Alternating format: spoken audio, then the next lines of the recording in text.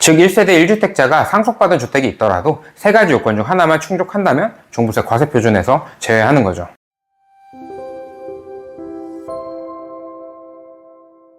안녕하세요. 시원한 세무사 박정현입니다. 사람이 죽는다는 건 참 슬픈 일이죠. 남겨진 재산에 대해서 정리하는 상속 절차도 굉장히 힘든 일입니다.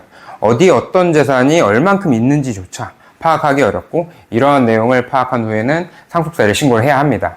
만약 돌아가신 아버님께서 주택을 보유하고 계신 경우에도 내가 이 주택을 받아서 2주택이 될 텐데 기존에 보유한 주택이 1세대 1주택 비과세가 적용되지는 않을까, 1세대 1주택 비과세가 적용될 수 없을까 하는 걱정이 되기도 하고요.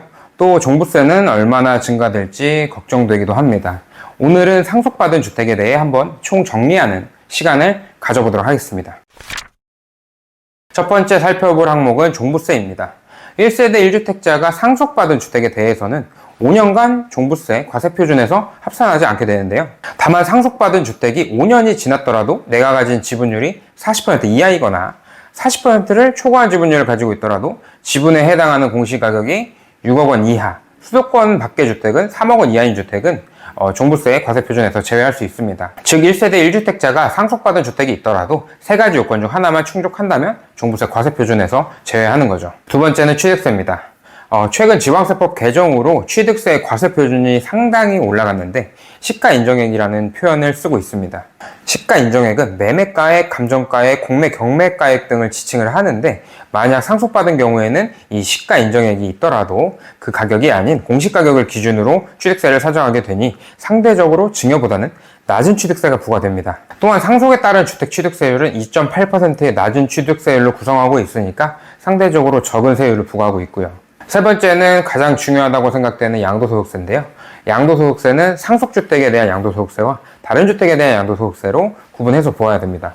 상속주택의 경우에는 상속받은 후 단기간 이내에 팔더라도 보유기간에 따른 단기세율을 적용받지 않을까 걱정하실 텐데, 돌아가신 피상속인이 취득한 때부터 보유기간을 적용해서 일반 세율을 적용할 수 있습니다. 다만 장기보유 투표공제를 적용하기 위한 보유기간은 사망일인 상속개시일부터 기산하게 되니까 만약 3년 이하로 보유하셨다면 장기보유공제는 적용받지 못하겠죠. 상속주택이 아닌 다른 주택을 보유하고 있는 경우에는 1세대 1주택 비과세를 적용받을 수 있는데요. 만약 1주택을 보유한 상태에서 주택을 상속받게 된다면 2주택이 될 테고 1세대 1주택으로 비과세 받고자 했던 납세자들은 상당히 당혹스러울 수 있습니다. 그래서 상속받은 주택은 주택수에서 제외를 하고요. 1세대 1주택 비과세를 적용하게 됩니다. 다만 유의할 부분이 있습니다. 피상속인이 한 채가 아닌 여러 채의 주택을 보유하고 있는 경우인데요. 그중 한 채만 상속주택으로 보게 되는데 기준이 있습니다.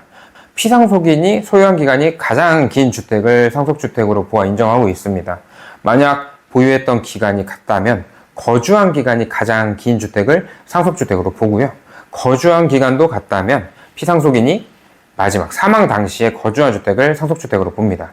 만약 두 채 다 거주한 사실이 없다면 기준시가가 가장 높은 주택을 상속주택으로 보게 됩니다. 돌아가신 아버지께서 두 채의 주택을 보유하고 계셨고 두 채를 형제가 각각 상속받게 된다면 위 규정에 따라 가장 긴 주택을 보유한 한 명만 비과세 혜택을 적용받을 수 있습니다. 만약 상속주택을 먼저 상속받고 그 후에 내 주택을 취득하게 된다면 1세대 1주택 비과세는 적용받지 못합니다. 상속개시 당시 보유하고 있는 주택에 대해서만 1세대 1주택 비과세를 적용받을 수 있으니까 이 점은 좀 참고하셔야 될 것 같아요. 오늘은 상속주택의 종부세, 취득세, 그리고 양도세에 대해 알아보았습니다. 상속은 납세자의 예측 가능성이 굉장히 적은 이슈인데 그에 따라 세법에서도 어느 정도까지는 혜택을 주고 있습니다. 만약 상속받은 주택이 있다면 내 자산 형성에 걸림돌이 되지는 않을지 한번 검토해보는 시간을 가지시면 좋겠습니다. 오늘 이 영상이 도움이 되셨다면 좋아요와 구독 부탁드리고 다음에는 더 좋은 내용으로 찾아뵙겠습니다. 감사합니다.